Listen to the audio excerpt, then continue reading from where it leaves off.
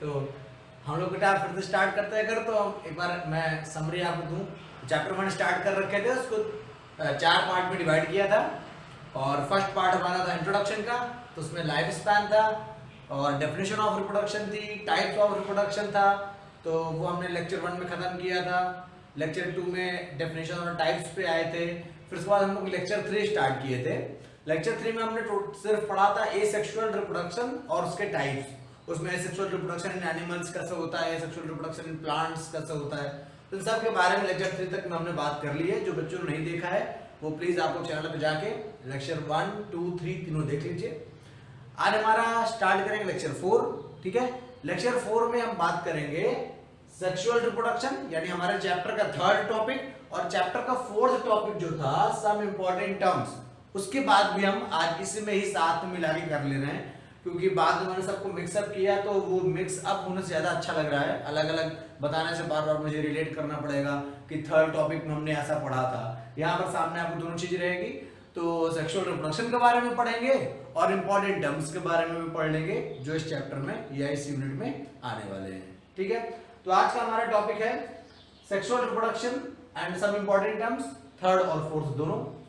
तो the mode of reproduction which involves, again जैसे मैंने आपको ये सेक्सुअल रिप्रोडक्शन में बताया कि डेफिनेशन के लिए कुछ आपको अलग से लिखने की जरूरत नहीं है। जो आपने एसेक्सुअल और सेक्सुअल के बीच का डिफरेंस याद किया है ना, तो एसेक्सुअल के डिफरेंस का पॉइंट को अगर आप सारा मिला देंगे तो डेफिनेशन बन जाएगी, वैसे सेक्सुअल में मिला देंगे तो डेफिनेशन बन जाएगी। तो the mode of, the mode of reproduction which involves the formation of male female gamete either by same individual or by different individual of opposite sex is known as sexual reproduction।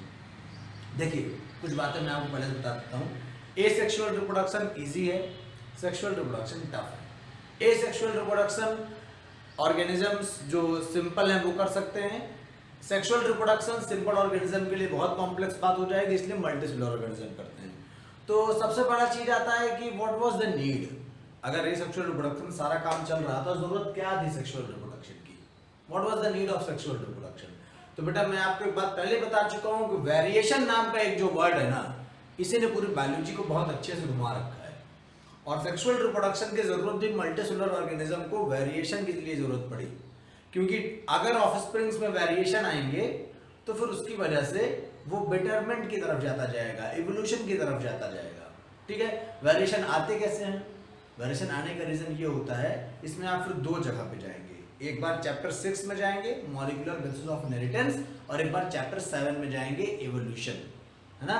तो variation इसलिए आता है क्योंकि आपने topic पढ़ा होगा inheritance of acquired character, है ना, ये टॉपिक आपने पढ़ा होगा इवोल्यूशन में। तो देखिए सेक्सुअल रिप्रोडक्शन में एक मेल के गैमेट होता है, एक फीमेल के गैमेट होता है, दोनों फ्यूज करते हैं। एक्वायर्ड कैरेक्टर मेल के लिए अलग है, एक्वायर्ड कैरेक्टर फीमेल के लिए अलग है। यहाँ पर डोमिनेंट रिसेसिव वाला कोई केस नहीं होता। ठीक है, कुछ कैरेक्टर्स मेल के भी आएंगे, कुछ कैरेक्टर्स फीमेल के भी आएंगे, और जो दोनों मिक्सअप होंगे तो फिर बीच का कोई एक सोल्यूशन निकलेगा। ना पूरी तरह मेल कैरेक्टर आएंगे, ना पूरी तरह फीमेल के एक्वायर्ड कैरेक्टर्स आएंगे। ठीक है, तो इस वजह से फिर ये सेक्सुअल रिप्रोडक्शन वगैरह है। ठीक है, उसके बारे में हम लोग और डिटेल में बात करेंगे जब इवोल्यूशन में चलेंगे। और मॉलिक्यूलर बेसिस में तो वहां पर तो म्यूटेशन आ जाता है और क्रॉसिंग ओवर के टाइम पे प्रॉब्लम आती है या चेंजेस आते हैं, तो वो सब चीजें हम पढ़ेंगे आगे चल के। तो देखिए भाई डेफिनेशन मैंने आपको बता दिया, ये आप याद कर सकते हैं, लिख सकते हैं। नेक्स्ट टाइप हमारा आता है व्हाट इज द एडवांटेज, क्या फायदा है सेक्सुअल रिप्रोडक्शन का, क्यों हम इसकी तरफ गए।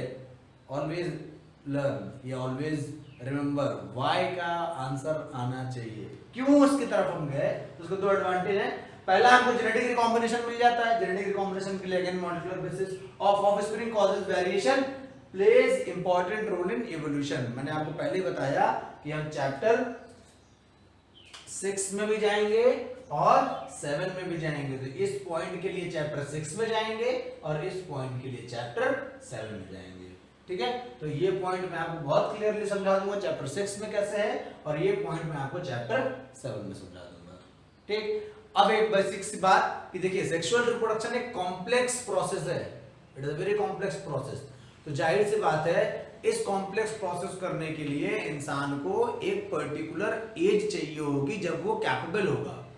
बर्थ लेते ही वो रिप्रोडक्शन नहीं कर सकता, है ना। तो कुछ पर्टिकुलर एज होनी चाहिए या उसके बॉडी में कुछ पर्टिकुलर डेवलपमेंट होना है, उसके बाद सेक्सुअल रिप्रोडक्शन वो कर सकता है। तो देखिए हमारे यहाँ 3 फेज हैं। पहला है जुवेनाइल और वेजिटेटिव फेज, ठीक है, ये ग्रोथ फेज होती है, इसी को तीसरा नाम आप दे सकते हैं ग्रोथ फेज और ग्रोथ फेज। दूसरा है मैच्योर या रिप्रोडक्टिव फेज, ये इसी समय आप सेक्सुअल रिप्रोडक्शन करते हैं। और तीसरा है ओल्ड एज और सेनेसेंस, ठीक है, बुढ़ापा। तो 3 फेज हमारे यहाँ आते हैं। इसको आप क्या मानते हैं, लायबिलिटी, ठीक है, इसको आप लायबिलिटी मानते हैं क्योंकि इससे ज्यादा आपको फायदा होने वाला नहीं है ओल्ड एज से, सिर्फ आपको एक्सपीरियंस मिल सकता है, लेकिन आप एक्सपीरियंस को सुनते कहाँ हैं। फॉर एग्जांपल मैं अपने एक्सपीरियंस से बता रहा हूँ कि आप लोगों को पढ़ाई करने की जरूरत है, अभी से क्लासेस करने की जरूरत है, लेकिन आप कहाँ कर रहे हैं, बहुत बच्चे नहीं कर रहे हैं, है ना। तो एक्सपीरियंस वगैरह से आपको मतलब नहीं होता, आप एक्सपीरियंस की बातें नहीं सुनते हैं, आप वो करते हैं जो आपका मन होता है।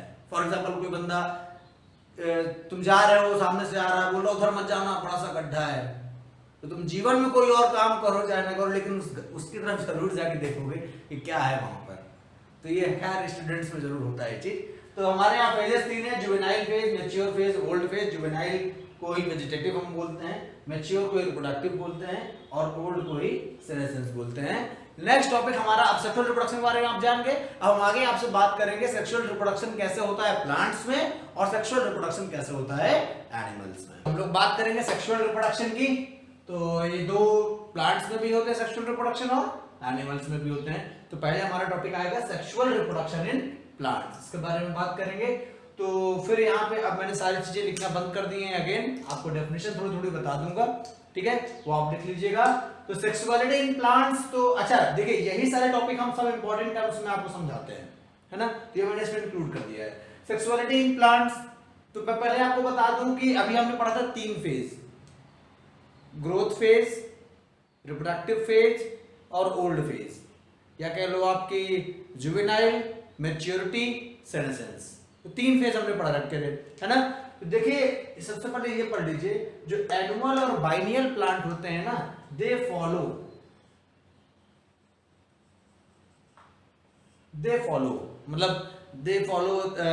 ग्रोथ फेज को भी प्रॉपर, और मैच्योरिटी, फिर सेनेसेंस, मतलब इनमें प्रॉपर एक गैप होता है। आप बता सकते हैं कि हाँ इस समय प्लांट ग्रोथ फेज में है, इस समय प्लांट ओल्ड एज में है। तो ये एनुअल और बाइनियल प्लांट में होता है।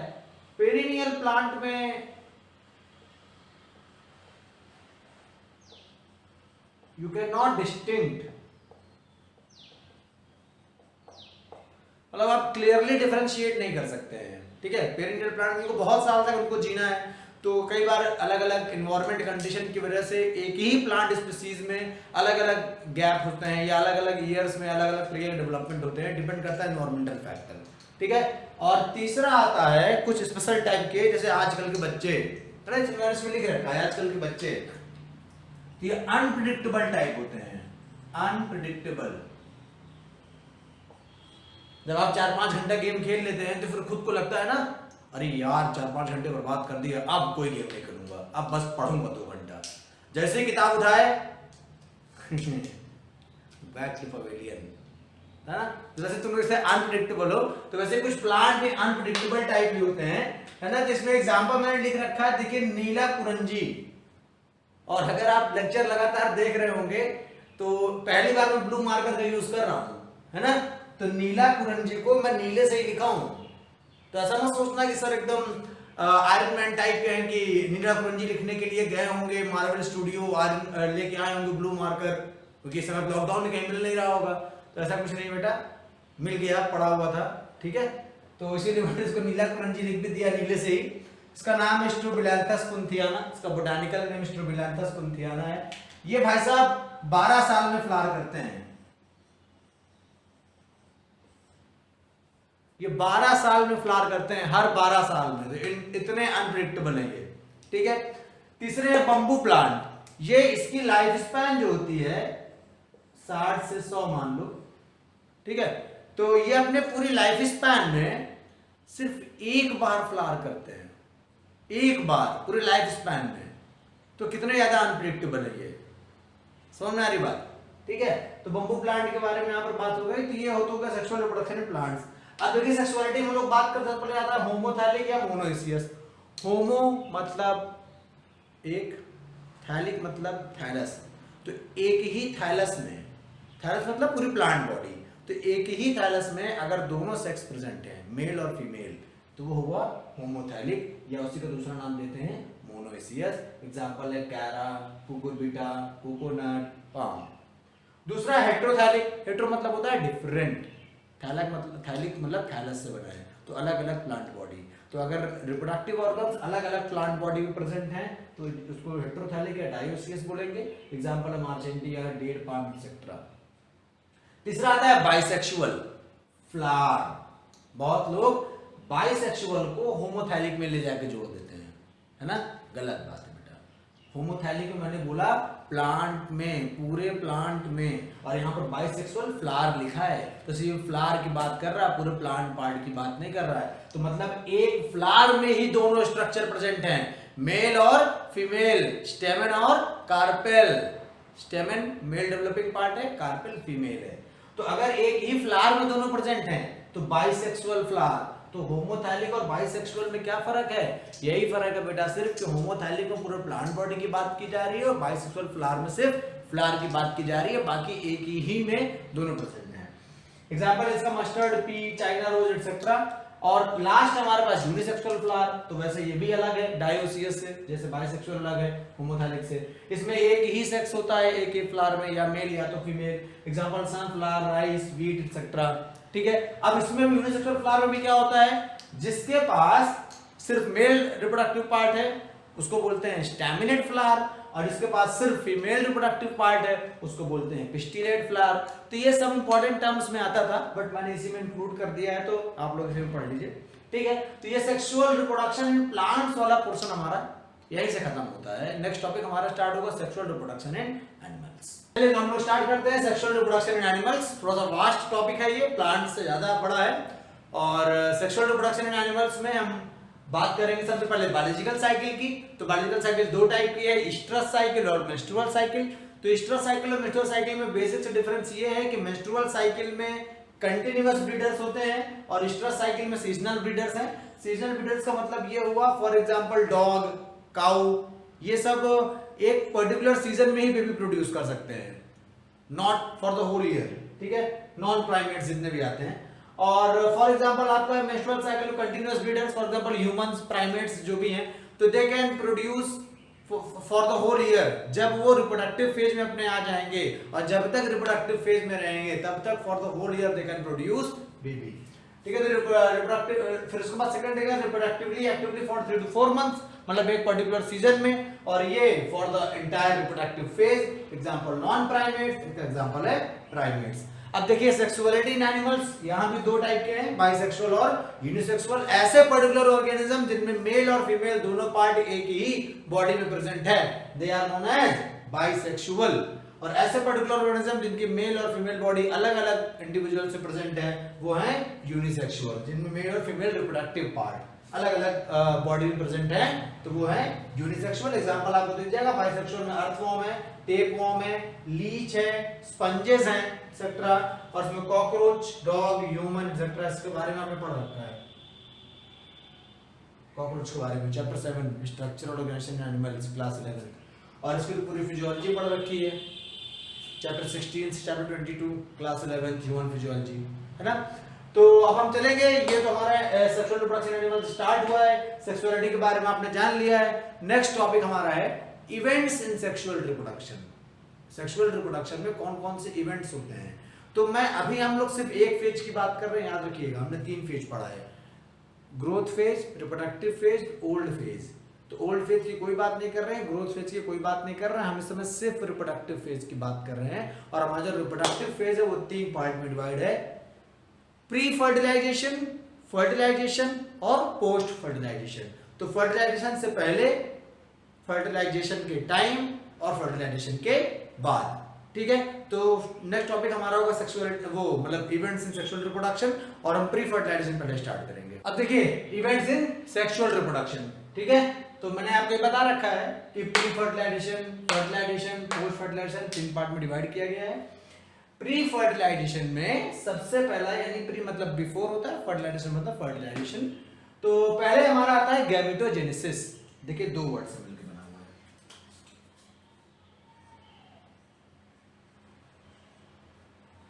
गैमीट और दूसरा वर्ड है जेनेसिस। जेनेसिस मतलब होता है प्रोडक्शन। तो production of gametes is known as gametogenesis. Production of gametes is known as gametogenesis. हालांकि ये डेफिनेशन और क्लियर मैं आपको बताऊंगा चैप्टर 2 में। तो यहां पर गैमेट्स बनते हैं बेटा। अब गैमेट्स बने दो टाइप के, जाहिर सी बात है सेक्सुअल रिप्रोडक्शन में तो दो गैमेट्स बनेंगे, एक मेल और एक फीमेल। अगर दोनों गैमेट्स मेल और फीमेल दोनों सेम साइज के हैं, ठीक है, आप उनके बीच में डिफरेंशिएट नहीं कर पा रहे हैं मेल कौन है फीमेल कौन है, तो ऐसे को बोलते हैं होमोगैमेट्स। होमो मतलब होता है सेम, गैमेट्स मतलब गैमेट्स। तो सेम टाइप के गैमेट्स अगर होंगे दोनों मेल और फीमेल, उनको बोलेंगे होमोगैमेट्स। एग्जांपल है क्लैडोफोरा, बहुत सारे एलडी में पाया जाता है। और हेटेरोगैमेट्स डिफरेंट टाइप ऑफ गैमेट्स, तो उसमें एग्जांपल हमारे पास फ्यूकस, ह्यूमंस, इसमें भी कई सारे एलडी में पाया जाता है। अब देखिए हेटेरोगैमेट होंगे तो दो प्रकार के गैमेट होंगे, एक मेल होगा और एक फीमेल होगा, और दोनों के बीच आप प्रॉपर डिस्टिंग्विश कर सकते हैं क्योंकि डिफरेंट टाइप के हैं। तो ये एक मेल बनेंगे एक फीमेल बनेंगे। मेल वालों को हम एंथ्रोजॉइड, मेल वाले को एंथ्रोजॉइड या स्पर्म बोलेंगे, और फीमेल वाले को एग या ओवम बोलेंगे। ठीक है, तो प्री फर्टिलाइजेशन में पहला हमारा था गैमेटोजेनेसिस। गैमेटोजेनेसिस के लिए होगी क्या, सेल डिवीजन। क्या होगी, cell division during gamete formation. Gamete formation के टाइम पे क्या होगी, सेल डिवीजन। सेल डिवीजन कितने टाइप की होती है, चैप्टर 10 क्लास 11 दो टाइप की, मियोसिस और माइटोसिस। तो मैं आपको सेक्सुअल रिप्रोडक्शन में एक बात बता रखा था कि माइटोसिस और मियोसिस बोथ टेक प्लेस। फिर मैंने उसके बाद बोला था कि meiosis takes place during formation of gametes, है ना। तो mitosis also takes place during formation of gametes. Actually meiosis क्यों पार्टिसिपेट कर रही है मैं आपको बता देता हूं, ध्यान से देखिएगा। अगर मियोसिस ना होता सिर्फ माइटोसिस होता तो आज आप राक्षस होते। कैसे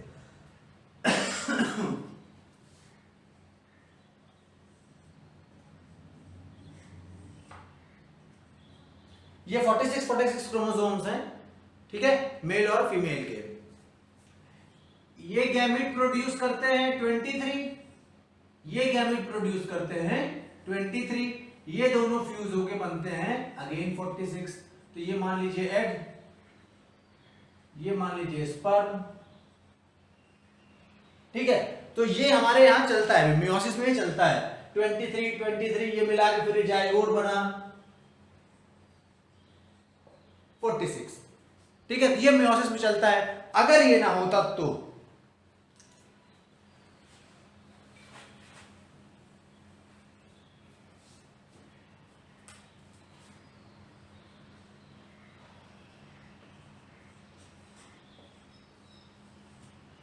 ये गैमेट प्रोड्यूस करते 46 का, ये भी गैमेट प्रोड्यूस करते 46 का, होने वाला जाइगोट होता 92 क्रोमोसोम्स के साथ। और आप इमेजिन नहीं कर सकते कि बॉडी साइज क्या होता आज के एक सिंगल इंडिविजुअल का, ठीक है। तो ये मियोसिस का सिग्निफिकेंस में आपने पढ़ा होगा क्लास 11 में, ठीक है। लेकिन ये उनके लिए है जो ऑर्गेनिज्म डाइप्लॉइड है, ठीक है, जो ऑर्गेनिज्म 2n है, जो ऑर्गेनिज्म 2n है, डाइप्लॉइड है। जो ऑर्गेनिज्म ही हैप्लॉइड है, जो ऑर्गेनिज्म ही हैप्लॉइड है वो मियोसिस कर ही नहीं सकते ना, क्योंकि n/2 तो आपने कहीं नहीं सुना होगा नंबर ऑफ क्रोमोसोम्स या हाफ नंबर ऑफ क्रोमोसोम्स। तो इसीलिए तो सेल डिवीजन जो है वो दो टाइप का है, माइटोसिस भी है और मियोसिस भी है। माइटोसिस किन में होता है, मोनेरन्स, फंजाई, ब्रायोफाइट्स, और ये प्लांट बॉडी हैप्लॉइड होती है। इनका प्लांट बॉडी क्या होता है, हैप्लॉइड। माइटोसिस करके हैप्लॉइड गैमेट्स बनाता है, और दूसरा है मियोसिस, ठीक है। इसका प्लांट बॉडी क्या होता है, डाइप्लॉइड।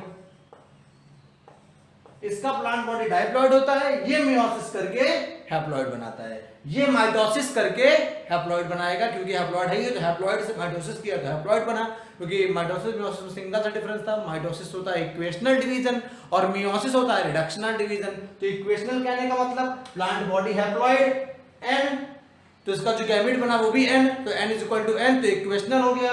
इसका प्लांट बॉडी डाइप्लॉइड, इसका गैमेट बना n, तो रिड्यूस हो गया, इसको बोलते हैं रिडक्शनल डिवीजन। ठीक है, तो ये तो था हमारा गैमेटोजेनेसिस और cell division during gamete formation. अब हम आते हैं तीसरे टॉपिक पे। तो बच्चों ये प्री फर्टिलाइजेशन का हमारा लास्ट टॉपिक है और लेक्चर 4 का भी लास्ट टॉपिक है। लेक्चर 4 हम यहीं पे खत्म करेंगे, लेक्चर 5 पे हम ये चैप्टर खत्म करेंगे जहां पर हम फर्टिलाइजेशन और पोस्ट फर्टिलाइजेशन की बात करेंगे। ठीक है, तो लेक्चर 4 का लास्ट टॉपिक ये है गैमेट ट्रांसफर। प्री फर्टिलाइजेशन में दो बात अभी आपने पढ़ी, एक तो गैमेटोजेनेसिस और एक सेल डिवीजन ड्यूरिंग गैमेटोजेनेसिस। अब गैमेट बन चुका है, अब इनको जाना भी है, पहुंचना भी है, क्योंकि जब आपस में मिलेंगे तभी ना फ्यूज होंगे। तो मिलेंगे कैसे? तो मिलने के लिए तो इनका क्या जरूरी है? फिजिकल एसोसिएशन, इसी को बोलते हैं मिलना, मीटिंग। दोनों ही गैमेट्स का मिलना जरूरी है, तो बोलते हैं फिजिकल एसोसिएशन। अब देखिए फिजिकल एसोसिएशन दो टाइप का हो सकता है, एक मोटाइल वाला और एक नॉन मोटाइल वाला। ठीक है, तो अभी मैं समझाता हूं आगे आपको। मोटाइल में मेल और फीमेल दोनों के पास फ्लैजिला होगा, मेल गैमेट के पास भी और फीमेल गैमेट के पास भी फ्लैजिला होगा। एग्जांपल है, कुछ अलगी होते हैं, कुछ फंजाई होते हैं जिनमें गैमेट्स मोटाइल होते हैं, कुछ होते हैं जिसमें वन इज मोटाइल और मेनली क्या, मोस्टली क्या, लगभग 100%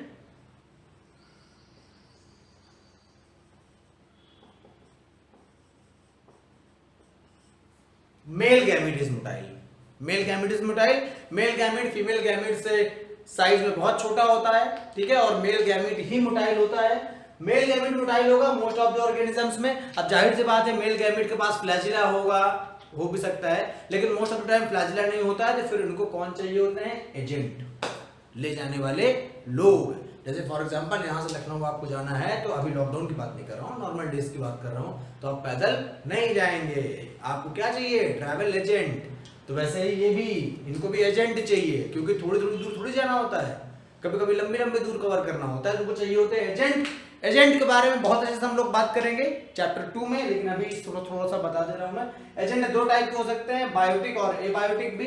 बायोटिक में हमारे पास दो टाइप के लोग हैं, इंसेक्ट और एनिमल्स, और एबायोटिक में है वाटर और विंड। और इसी में हमारा टॉपिक आता है पॉलिनेशन भी, है ना। तो जब अगर कोई चीज इंसेक्ट के द्वारा ले जाया जाएगा, इंसेक्ट उसको लेके जाएगा, जब एनिमल लेके जाएगा, वाटर लेके जाएगा, विंड लेके जाएगा। तो देखिए जब वाटर लेके जाता है तो उसको नाम पढ़ते हैं हाइड्रोफिली, हाइड्रो मतलब वाटर होगा। एनिमल्स लेके जाता है तो नाम पड़ता है हमारे पास जूफिली, जू मतलब ही एनिमल होता है। इंसेक्ट लेके जाता है हमारे पास तो नाम पड़ता है एंटेमोफिली, और विंड लेके जाता है तो नाम पड़ता है एनीमोफिली। ठीक है, अब देखिए मेल और फीमेल गैमेट दोनों फिजिकल एसोसिएशन के लिए रेडी हैं, दोनों पास आ चुके हैं, और उनके मीटिंग होते ही होगा फर्टिलाइजेशन, जो कि हमारा नेक्स्ट टॉपिक होगा लेक्चर 5 का। लेक्चर 4 यहीं पे एंड करते हैं। Bye, take care, stay at home and stay safe.